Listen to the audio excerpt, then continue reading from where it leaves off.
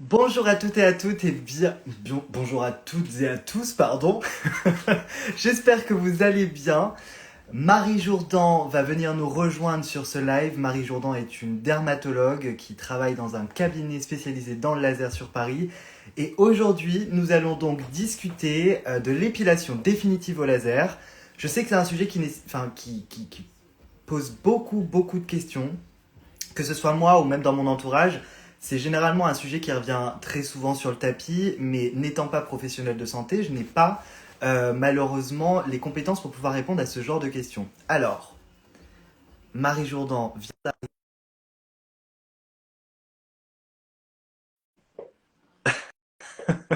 J'espère que vous allez bien. Faites-moi coucou dans les commentaires. J'espère que tout se passe bien pour vous. Et préparez-vous à poser toutes vos questions dans les commentaires pour qu'on puisse en répondre en direct. Coucou Marie, Salut tu Louis, vas bien? ça va et toi? Ça va, ça va. Ça fait longtemps qu'on ne s'est pas vu.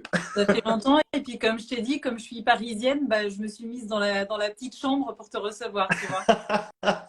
Ça me va, t'inquiète pas, moi aussi je suis dans ma petite chambre, donc tout va bien aller. Ça marche. Euh, Si tu veux, Marie, enfin, je me suis déjà présenté, mais très rapidement, donc si tu veux, tu peux te présenter aussi, comme ça ma communauté sait qui tu es finalement. Et puis Et, bien, tout simplement, je suis le docteur Marie Jourdan, moi je suis dermatologue et je me suis spécialisée dans les soins laser et je travaille à Paris. quand tu dis tu t'es spécialisé dans le soin laser, ça veut dire quoi? Est-ce que tu as une formation spécifique en tant que dermato, ou est-ce qu'en tant que dermato, tu peux toujours pratiquer le laser? Ouais, c'est une très bonne question. Depuis quelques années, on a fait rentrer quelques séminaires de formation pour les dermatologues au sein de leur internat. Donc, pendant qu'ils finissent leur formation en tant qu'interne en dermatologie, ils ont Ok. accès à toutes ces connaissances. Mais effectivement, moi, ce que j'ai fait, c'est que j'ai fait ces formations-là pendant mon internat et surtout du compagnonnage parce que le laser, ça s'apprend sur Sur le le tas. terrain avec des confrères. C'est comme Et l'épilation. ouais, bah oui, c'est pareil, t'as beau apprendre la théorie, il y a un moment où il faut y aller. Et donc, j'ai fait ça pendant l'internat. Le laser, c'est les dermatologues qui le pratiquent et également les médecins généralistes qui font le diplôme laser, esthétique, etc. Ok, ok. Et est-ce que tu peux nous expliquer un petit peu plus ce que c'est le laser? Parce que moi, typiquement, j'ai déjà entendu parler du laser pour resurfacer la peau quand on a de l'acné, quand on a des rides, quand on a des taches. Enfin bref, je pense que le laser, on peut l'utiliser de différentes manières et pas uniquement pour l'épilation. Donc, est-ce que tu peux nous en dire un peu plus à ce sujet-là? Bah oui, justement, en fait, parce que moi, quand je dis je fais du laser, je fais du laser 8 heures par jour, mais je m'ennuie pas du tout parce qu'il y a plein de lasers différents. Donc, le laser, c'est une machine qui va émettre une énergie. Donc, parfois, c'est une lumière visible, parfois, c'est des infrarouges, donc on voit même pas ce qui sort de la machine. Mais Mhm. l'intérêt, c'est que l'énergie qu'il va délivrer va avoir un impact précis sur la peau. Donc, quand tu parles des lasers de resurfacing, ce sont des lasers qui vont être extrêmement absorbés par l'eau. Donc, il va y avoir un Ah, impact dans le derme. ok. Là, au niveau de l'épilation laser, on va en parler, mais lui, il va être absorbé énormément par le pigment, le brun du poil. Ouais. Et puis, il y a les lasers, par exemple, vasculaires, qui vont être absorbés par le rouge, l'hémoglobine, les petits vaisseaux. Et puis ensuite, Ça, on c'est a une plus pour extension, la, quand la on a la coupe rose. peau, la coupe rose, la Ouais. rosacée, ce genre de choses. Ok. Donc ça, c'est vraiment le laser, ça veut dire émission d'une énergie précise avec une action précise dans la peau. Après, dans notre métier, tu as aussi des machines qui ne sont pas des lasers, mais qui sont des machines qui vont utiliser des énergies particulières. Et je Mhm. pense notamment aux radiofréquences, aux Ouais. cryolipolyses, tout ce qui va agir sur la silhouette, qui fait aussi partie de mon métier. Ah ok, d'accord. Je pensais que, ouais, tu vois, il y avait uniquement le laser pour resurfacer la peau, pour enlever les poils, etc. Mais je pensais pas que ça faisait aussi partie de ton prisme de compétences, en fait. Mais ok, Exactement. intéressant. Et petite question qui me vient à l'esprit comme ça, parce que du coup, tu parlais de laser. Est-ce que c'est réellement important de se protéger les yeux quand on fait une séance de laser, qu'importe le type de laser? Et ben, pas qu'importe le type de laser, ça va dépendre du type de laser. Ah Il y a d'accord. des énergies qui vont avoir un impact sur les yeux, donc c'est obligatoire de se protéger les yeux. Ici, pour l'épilation laser, c'est le cas. On est dans des Ok. énergies qui peuvent atteindre la rétine. Et puis, il y a d'autres lasers, et je pense aux infrarouges, certains fractionnés non ablatifs, ceux qu'on va utiliser pour le remodelage, les rides, les cicatrices d'acné. Et ben eux, c'est pas obligatoire, tout simplement parce qu'ils émettent un infrarouge, mais ils l'émettent uniquement au contact. Donc, du coup, il n'y D'accord. a, pas de, il y a pas de rayonnement dans la pièce autour. Et Ok. puis, l'autre cas, c'est quand tu travailles autour des yeux. Par exemple, un laser CO2 ou même fractionné non ablatif, mais si tu es vraiment tout près des yeux, bah, on va faire quand même attention. Et pourquoi est-ce qu'on pourrait utiliser du laser sur le contour de l'œil, par exemple? Par exemple, un laser CO2, donc ça, c'est un laser qui est ablatif. Il fait des trous dans la peau. Il est tellement absorbé par la peau qu'il va vaporiser la surface de la peau. Très utile pour éliminer des petites lésions autour des yeux. Le xanthelasma, par exemple, c'est le dépôt jaunâtre, le dépôt de cholestérol qui fait des boules jaunâtres autour des yeux. Parfois, on a D'accord. des petits grains très visibles qui poussent autour des yeux. C'est des syringomes, c'est des glandes qui s'épanouissent un petit peu trop et qui font vraiment des grains visibles.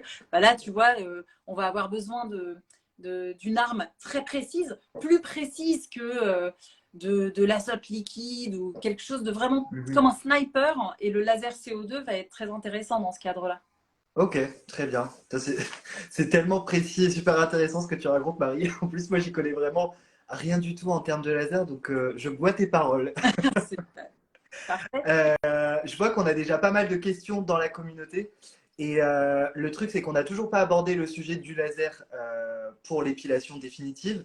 Donc, ce que je propose, c'est qu'on puisse aborder ce sujet-là et que, bah, en même temps, quelquefois, je vais peut-être t'arrêter pour te poser les questions de la communauté Ok, si elles sont en lien directement avec ce que tu dis. Comme ça, on ok. répond vraiment aux besoins. Ok. Bah, donc, l'épilation laser, c'est donc l'utilisation d'une machine Ouais. qui va émettre une action précise sur la peau. Mais ce qui est très intéressant, c'est que quand on regarde le poil, attends, regarde, je t'ai préparé la maquette. Ah, Quand génial. on a donc le poil dans la peau avec Ouais, son bulbe, c'est ce qui fabrique son usine de fabrication, c'est ce qui fabrique le poil, ouais. bah, tu comprends bien qu'avec les ciseaux, le rasoir, la cire, qu'est-ce qu'il y a d'autre, les décolorants, tout ça, tu vas avoir une action sur la tige Mhm. du poil. Mais tu ne vas Mais pas pas sur le agir sur le bulbe. bulbe.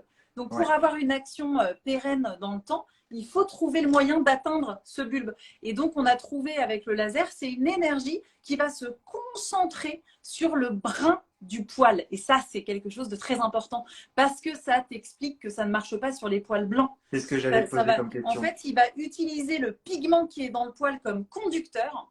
Cette énergie va se concentrer sur le poil tellement fort et sur un temps suffisamment long Mhm. que la chaleur emmagasinée par le pigment du poil va diffuser au bulbe, à l'usine de fabrication. Donc, on va réussir de manière intelligente à chauffer spécifiquement le bulbe du poil au point de le brûler. Et il y a Julie qui nous pose la question, elle nous dit, le poil doit-il être forcément noir pour fonctionner? Cela fonctionne-t-il sur poil clair? Et Par bah rapport à ce que donc, tu viens de dire. à partir du moment où on a compris que c'est le pigment qu'on cible, on a compris plein de trucs. On a compris que ça marchera mieux si plus le poil est foncé, mieux ça marche. Et Mhm. même ça marche mieux si le contraste entre la couleur du poil et la couleur de la peau est important. Donc bien sûr, ça va mieux marcher sur poil noir, peau blanche, Mhm. mais il y a des nuances. Si c'est un petit peu clair, un petit peu châtain, on y va quand même. On règle le laser particulièrement fort et subtilement. Ça va marcher en revanche si on est sur une peau noire, et là je vois venir toutes les questions, parce qu'il y a plein de questions, c'est de la biophysique, hein. Et ben, la peau noire, on va utiliser une autre longueur d'onde que la peau blanche, une Mhm. longueur d'onde qui est un peu plus bigleuse, hein. Elle voit un peu moins le brun, elle est moins sévère, elle est un peu plus indulgente sur le brun, donc elle va passer la barrière cutanée de tout le pigment de la peau pour aller se concentrer sur le noir qui sera au niveau du bulbe. Et alors moi j'ai une question à te poser qui est un peu technique, mais finalement, par exemple moi j'ai un duvet qui est brun sur la peau, mais le poil est très très fin. Et est-ce que du coup le laser va réussir à éliminer même un duvet qui est brun? Enfin, est-ce que finalement on se focalise aussi sur la taille du poil Ouais. ou est-ce qu'on se focalise uniquement sur la mélanine du poil qui donne Donc cette couleur? là, effectivement, quand on a un laser, on va le régler de différentes façons.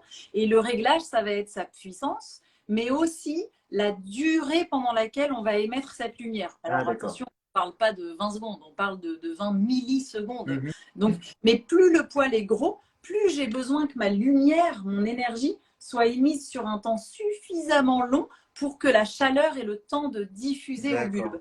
Si je suis très longue sur un poil très fin, attention, ma chaleur va diffuser tellement qu'elle va même un petit peu déborder. Il peut y Mhm. avoir des rougeurs, des dommages collatéraux. Donc plus le poil est fin, et ça c'est le cas au fur et à mesure des séances, plus on va raccourcir cette durée d'impulsion.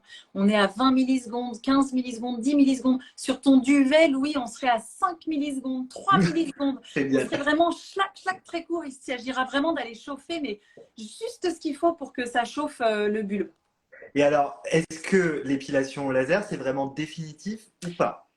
C'est tellement plus définitif que toutes les autres choses, mais le poil et les bulbes sont sous l'égide des hormones qui influencent plein de choses, et donc il peut y avoir des événements dans la vie, notamment je pense à une grossesse, qui font Ouais. que ça va un peu repousser, mais c'est sans commune mesure. On peut se retrouver 10 ans plus tard à faire 1 ou 2 séances de rappel.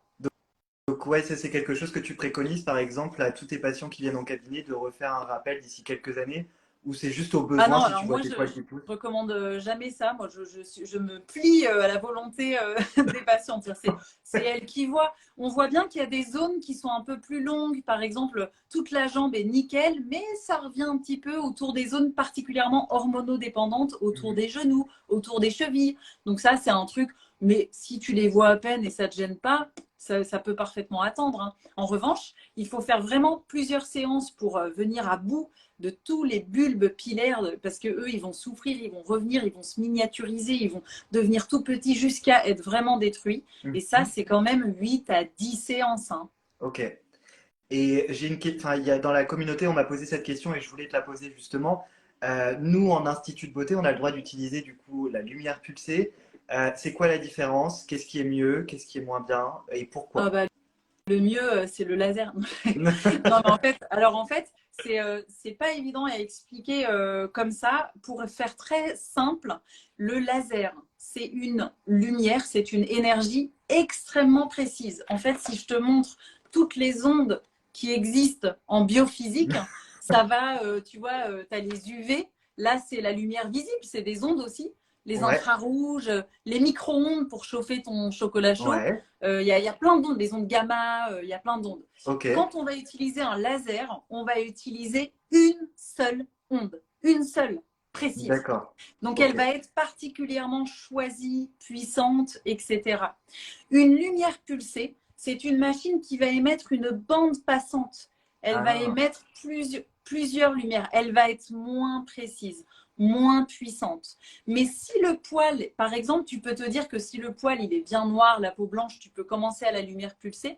Mais si tu vois qu'il y a des petits poils fins à la fin, tu n'y arrives plus, c'est parce qu'il faut passer au laser. Le mhm. laser est beaucoup plus précis et il arrive à aller beaucoup plus loin dans dans la précision du traitement. C'est fou parce que moi j'ai une amie qui avait fait ça dans un cabinet sur Paris. Et bon, forcément, c'était une esthéticienne qui lui avait réalisé ça. Et elle l'a fait il y a à peu près 10 ans maintenant. Et elle voit que bah, maintenant ses poils repoussent au bout de 10 ans. Mais il y a une vraie repousse. Mm. Alors que si elle l'avait fait au laser, je pense que ça aurait été plus définitif de Mm. par cette explication Et oui, du fait que le et laser oui. soit Et plus. oui, tu détruis vraiment le bulbe, tu n'es pas en train de chauffer globalement. Mhm. C'est vraiment. Après, tu sais, même parmi les lumières pulsées, selon l'industriel chez qui tu as acheté, etc., bah, tu n'as pas les mêmes abacs de traitement, tu n'as pas les mêmes Mhm. puissances. Donc, ça demande quand même de bien se renseigner Et sur les machines, hein. tu as une recommandation pour si je vais dans un cabinet dermatologique, est-ce qu'il faut qu'il y ait une machine précisément, enfin une marque que tu recommanderais plus qu'une autre? Alors, Euh, non, non, pas une marque précisément. Je pense que franchement, si tu vas chez un médecin, un ouais, praticien du laser, bah, il s'agit de lui faire confiance, hein. C'est surtout une question de personne. ok. C'est lui qui est garant de la qualité des machines qu'il achète. Il y a beaucoup de marques possibles avec des innovations, surtout pour le praticien. Et aussi pour le patient d'ailleurs, parce que j'ai envie de dire, ils arrivent à faire des innovations là pour que ça fasse un peu moins mal, des systèmes de refroidissement de la peau pour que ça Ah fasse moins ouais? mal. Et oui, oui, bah, tu sais, les premières épilations laser, il n'y avait pas de refroidissement de la peau. Tu avais toutes les sensations de chaque bulbe. Et quand tu as un spot comme ça, Qui au brûlait. début, à l'intérieur, tu as 30 bulbes, ça fait mal, hein. Maintenant, il y a plein de trucs de refroidissement, soit du vent, soit des lentilles de contact très froides, plein de systèmes. Et puis, tu as aussi aujourd'hui des machines qui arrivent qui sont plus rapides, Ok. qui sont vraiment, pour le praticien, c'est aussi moins fastidieux. Maintenant, il y a des marquages. Quand tu achètes une machine, il y a des marquages CE, marquages obligatoires, conformité de l'industriel, et non pas acheter sur des sites de rachat que je ne citerai pas, Mhm. qui, voilà, où tu n'es pas du tout sûr de la qualité, de la provenance, etc. Bien sûr, hein, c'est hyper important. Et généralement, il y a la question qui revient très souvent, le nombre de séances. Combien il faut de séances finalement pour une épilation des bulbes au C'est une laser? grosse moyenne. On dit qu'en moyenne, pour une épilation, pour avoir tué tous les bulbes au maximum, c'est entre 8 et 10 séances. D'accord. Mais c'est absolument... Déjà, il faut savoir que si tu fais une seule séance, Mhm. elle risque avec le temps d'être perdue parce que les bulbes vont revenir, les poils vont Mhm. revenir, etc. Mais si tu en fais 4, c'est déjà pas mal. Ouais. Si le premier hiver est passé de 1 mois et demi, 2 mois, tu peux en faire 4 ou 5. Bon, franchement, les poils ne vont plus jamais revenir comme ils étaient avant. Mais c'est bien d'aller finir le processus avec encore 4 ou 5 séances. Maintenant, c'est selon aussi le statut hormonal. Quelqu'un, par exemple, qui a 48 ans, ça se trouve, 3 séances, il n'y a plus rien, quoi. Poil. Et puis, quelqu'un qui vient, qui a 16 ans et demi, il y aura un peu plus de séances. Donc, Mhm. il n'y a pas de danger particulier à commencer jeune, mais c'est un énorme danger financier. Ça peut représenter le double de séances. C'est pas du tout raisonnable. Ok, donc il vaut mieux attendre quel âge Il finalement faut pour commencer les premières attendre la séances? fin de la puberté, de l'adolescence, qui met des années à se stabiliser, D'accord. etc. On aime bien attendre la vingtaine. Ouais. Moi, je dis souvent aux patientes qu'on le fait quand ils ont l'âge de se le payer eux-mêmes. Ouais. Parce Bah que oui, tu bah sais, oui. quand tu viens à 15 ans et que c'est maman qui t'offre les séances, je me dis, c'est bah, voilà, une façon de leur dire, en fait, c'est plutôt quand on rentre dans la vie active autour de la vingtaine, c'est Même intéressant. 25 ans, c'est l'idéal, quoi, finalement. Ouais, Enfin, je veux dire, moi, ouais. je pense que enfin, je suis plus dans Ouais, l'adolescence, du coup, maintenant, à le 26 plus ans, tard est le mieux, précisément. c'est sûr, hein. Complètement. Ok, je crois que dans les commentaires, on n'a plus de questions enfin, en lien avec ce qu'on était en train de discuter. Par contre, moi, j'en ai quelques-unes que je me suis notées. Est-ce qu'on a assez de recul scientifique par rapport au laser? Parce que c'est vrai que ça, c'est quelque chose qui revient souvent. Tout le monde me dit, mais c'est pas dangereux, en fait, pour la peau. Du coup, est-ce que la science nous permet d'être sûr à 100% qu'il n'y a aucun problème, en fait, avec le laser? La réponse est oui. La réponse est oui. C'est pas, enfin, il y a une histoire de recul, bien sûr, hein. Le premier laser, il est né en 1960, Ah oui, d'accord. mais, la réponse, elle est surtout biophysique. C'est vraiment c'est de la biophysique, hein. C'est l'utilisation des énergies sur la peau et on est dans un contrôle. C'est pour ça que c'est innovant et performant. C'est parce qu'on contrôle ce qu'on fait bien plus que d'autres choses. J'ai envie de dire, il y a des ondes dont on n'a pas su tout de suite l'impact, par exemple, les Type ondes les Wi-Fi. 4 UV. Les ondes Ah, radio, quand tu allumais ah ton oui. autoradio à l'époque et tu te disais, mais attends, l'onde, elle est arrivée dans mon autoradio, mais ça veut dire qu'elle m'a traversé. Qu'est-ce qui se passe quand une onde radio te traverse?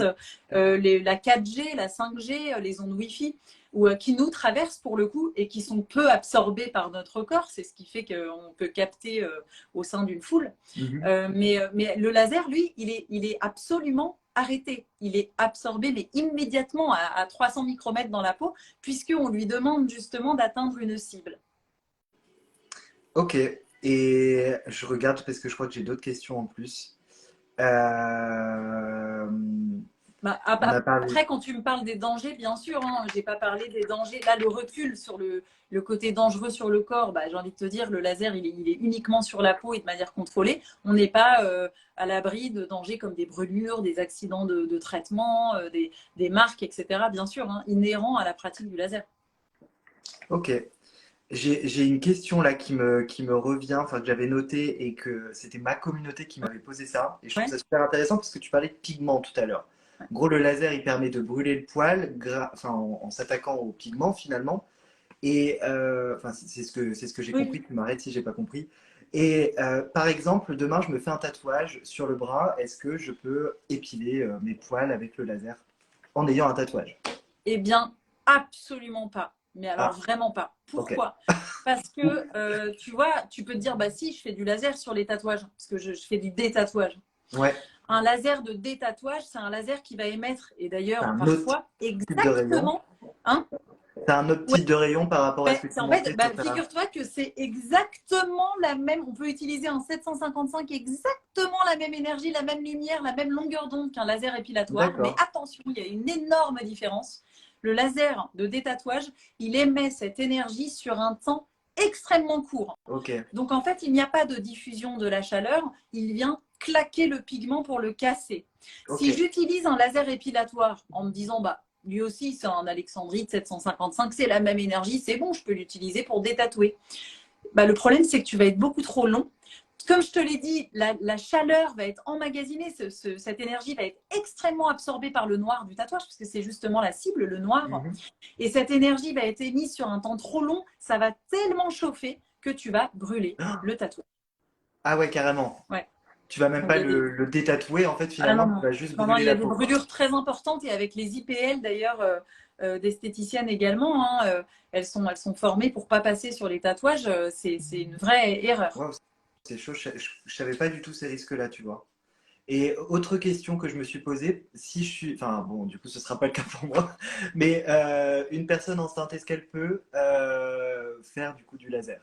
Alors, c'est une très bonne question. Il n'y a pas en réalité de contre-indication médicale, hein. Comme je te le Ok, disais, le laser, c'est une petite lumière qui va s'arrêter dans la peau, donc il n'y a pas de problème pour le fœtus. Mais on ne le fait pas, parce que la grossesse est justement un moment hormonal qui va stimuler la pousse des poils, donc c'est pas très logique. J'ai envie de te dire, cette séance, elle ouais. sera un peu dans le vent, quoi. Et deux, parce que ça fait un petit peu mal et qu'on fait pas mal à une femme enceinte. Parce que non, mais c'est vrai, moi je me dis, tu as quand même l'adrénaline, l'appréhension de la séance, tout cet état dans lequel ça te met, etc. Bon, c'est pas d'une grande utilité de le faire à ce moment-là. Ni avant d'ailleurs, du coup. Bah, c'est-à-dire avant. Bah avant d'être enceinte, tu recommanderais pas de faire du laser puisque du coup t'expliquais tout à l'heure que tu peux avoir un changement Ah bah hormonal oui, à bah ce si moment-là. tu es dans un projet de grossesse, Ouais, c'est pas le moment de le faire, ouais, tout à fait. ok, ok. Il y a Marjorie qui nous dit dans les commentaires, j'arrive à la fin de mes séances et j'en suis super satisfaite. Je pense que ça doit être tellement satisfaisant après d'être tranquille et de plus passer, bah, je vais décrédibiliser mon métier, hein, mais ne plus passer chez l'esthéticienne, ne plus se raser, etc. C'est tellement, Ouais. enfin, c'est un gain de temps. Ouais, mais en Euh, fait, et pour de vrai, c'est un peu comme tout, les gens qui ont fait l'épilation laser ne se souviennent plus comment c'était avant. Franchement, Excellent. non mais c'est vrai, tu t'en souviens plus tellement. Je dirais que c'est un soin laser. Tu vois, il y a plein de lasers qu'on fait par coquetterie pour avoir une belle peau, etc. Mais alors Mhm. celui-là, il correspond franchement à à des gens pas coquets en fait, qui en ont marre qui n'ont pas spécialement le temps ou envie de prendre soin d'eux, et c'est une vraie libération. Mm. Et d'ailleurs, petite question, toi dans ton cabinet, est-ce que tu traites des hommes ou c'est assez rare? Si, il y a des hommes également, des demandes différentes. Je dirais que les hommes, en Les majorité, cheveux. c'est le dos. Ouais, c'est ça, Ouais, c'est ce à quoi je pensais justement. ouais. Et on m'a posé la question dans les commentaires, est-ce qu'on doit se raser avant de venir faire la première séance? Quelles sont Alors, les indications finalement? je reprends la maquette. Ouais. Effectivement, très important. En fait, le laser va être absorbé par le poil, mais sa cible et ce qu'on veut atteindre, c'est bien le bulbe. Donc, si le poil est long, on va perdre, il va y avoir une déperdition d'énergie et de chaleur qui n'est pas très Ah, utile. ok, Et en d'accord. plus, tu vas brûler ce poil, il va se coller à la peau, ça va faire des petites traces après l'épilation, pas très agréables. D'accord. Donc, il faut bien raser le poil. Le Ok. laser n'a pas besoin que le poil sorte pour aller choper le pigment.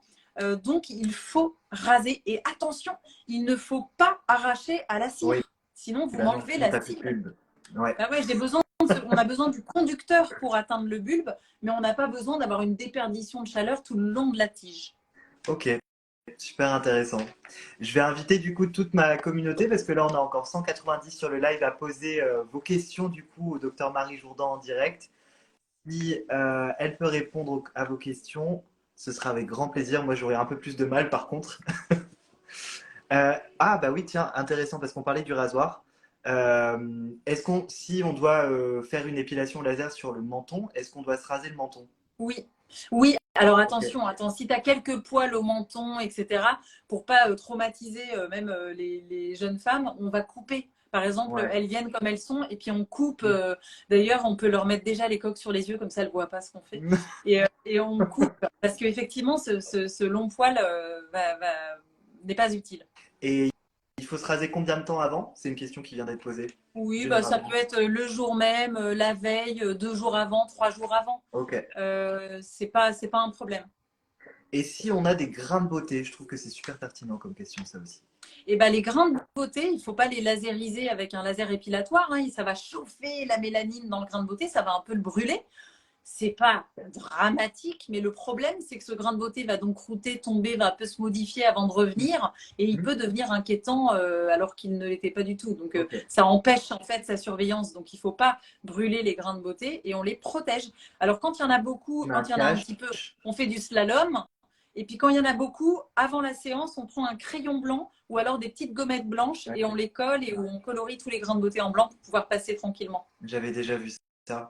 Et autre question, qu'en est-il par rapport à l'exposition au soleil suite à une épilation définitive au laser? Comment est-ce qu'on doit appréhender le soleil après? Zéro soleil avant une épilation laser. Pour être clair, il ne faut pas être bronzé quand on fait une épilation laser. Oui. Même quand on utilise une longueur d'onde spécifique pour les peaux noires, les peaux mates, on évite vraiment le bronzage parce que le bronzage, c'est de la mélanine qui remonte à la surface de la peau.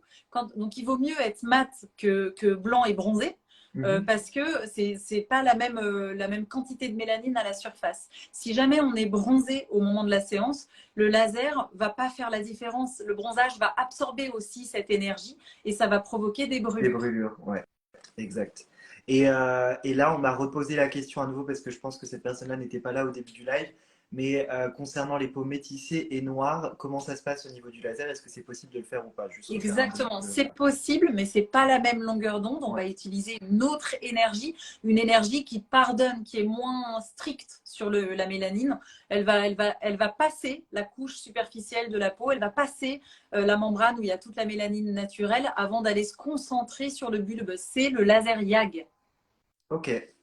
Et si on fait de l'eczéma, est-ce qu'on peut le faire ou Pas pas? de C'est une... problème. Alors l'eczéma, tu vois, c'est une sécheresse, c'est des plaques un petit peu rouges. S'il y a de l'eczéma au moment de la séance à quelques endroits, ça n'empêche pas de passer le laser. On va peut-être éviter, on va peut-être nous-mêmes couper ou raser les poils parce que c'est peut-être ça qui va être plus traumatique pour l'eczéma. Mais ça n'empêche pas du tout.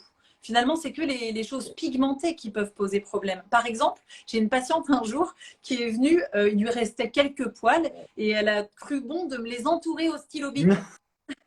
Et bien donc, j'ai dû absolument tout effacer le stylo bic, puisque si je passais le laser là-dessus, bah, ça aurait brûlé la peau exactement à l'endroit du stylo bic et par diffusion thermique. Et on m'a posé cette question à nouveau, des solutions pour les poils blonds, parce que du coup, le laser ne peut pas les détruire. Oui, exactement. Si c'est vraiment blond, roux, blanc, c'est pas possible d'aller faire du laser. Alors, on peut sur un blond un peu châtain faire une séance d'essai pour voir, mais il va toujours rester les traits clairs. Alors, on va pas mettre de mascara sur la tige en se disant que ça va conduire, parce qu'en fait, tu auras juste la tige qui sera noire, mais pas le poil à l'intérieur de la peau jusqu'au bulbe, donc ça ne sert à rien. Donc, la seule solution, c'est d'aller utiliser une autre technique qui est l'épilation électrique. C'est l'ancêtre du laser, c'est ce qu'on faisait avant. Une aiguille électrifiée qu'on vient planter à l'intérieur du poil dans le bulbe. Non, mais c'est super fin, tu fais ça avec des petites loupes, etc. Et ça vient griller le bulbe. Non, mais ça, c'est possible si tu as quelques poils. Mais c'est pas pour les demi-jambes. On va passer 5 ans dessus, c'est pas la peine. Hein. Bon, du coup, finalement, nous, on prend le relais en tant qu'esthéticien. Exactement, il y aura toujours du boulot, Louis. Voilà, c'est ça. Et moi, j'ai une question un peu plus technique aussi, du coup, à te poser. Il faut compter combien finalement en termes de budget? C'est quoi les prix moyens pour une séance de laser Alors ça, c'est une bonne question. Ça va énormément dépendre des centres, du type d'équipement. Et puis parfois aussi, quand c'est un médecin qui a acheté sa machine très efficace il y a longtemps, bah, il peut avoir fini de payer l'emprunt, avoir négocié sa maintenance et faire des prix un peu plus bas. Du coup, je sais pas, pour par exemple aisselle, maillot, demi-jambe, tu vas être entre 300 et 450 € par séance. Pour toutes ces zones? Non, juste pour une seule. Pour toutes les zones. Ah, c'est des forfaits, tu vois. Oui, ouais, ok. Mais quand même, je t'ai dit attends, tu te rends compte, je t'ai dit que c'était entre 8 et 10 séances. Donc, tu vas être autour de 3 000 – 4 000 € à la fin. Donc, c'est un voyage. Ouais, c'est un voyage, mais. On t'emmène au pays de la peau glabre. C'est ça. C'est un investissement pour soi-même en soi. Ouais. Mais bon, si tu calcules le nombre d'épilations que tu fais à vie, si tu vas chez l'esthéticienne pour t'épiler, tout du moins, c'est vite rentabilisé quand même. Hein, parce que bon, l'esthéticienne, tu peux y aller une fois par mois, quoi, si tu veux vraiment t'épiler. Je ne me souviens plus. Toi, du coup, tu l'as fait le laser. Tu parles en tant que. Ouais. que personne qui a essayé. Ok Marie, bah écoute, je crois qu'on a répondu à toutes les questions et je vois que dans les commentaires, les questions se sont calmées aussi. Donc bah, en tout cas, j'étais ravi de faire ce live avec toi. Ça m'a fait plaisir de partager ce moment avec toi et que tu nous partages aussi toutes ces connaissances que moi je n'avais pas. Je trouve que c'est vraiment super intéressant, surtout que là, je ne l'ai pas précisé dans l'introduction, mais on est au premier jour du 10 Days Challenge, donc c'est un challenge que j'organise sur mon compte pour bah, délivrer toutes les connaissances sur le b.a.-ba du soin de la peau et des cheveux. On commence du coup fort avec l'épilation définitive au laser. Je pense que ça a intéressé plein de monde. Ce live sera donc disponible sur mon compte. Je vais t'identifier aussi dessus, du coup, Marie, comme ça tout le monde pourra retrouver ce live en direct. Je vais donc publier ce live sur Instagram, mais aussi sur YouTube. Et puis voilà, je pense qu'on a donné toutes les informations. Ouais, super. Bah, du coup, oui, je pourrais le republier sur Insta et sur ma chaîne YouTube Yes, si tu veux. avec plaisir. Merci beaucoup, Marie. Merci à toutes et à tous d'avoir suivi ce live. Et du coup, à très bientôt. Bientôt. À plus tard, Marie. Ciao, Salut. ciao. Salut.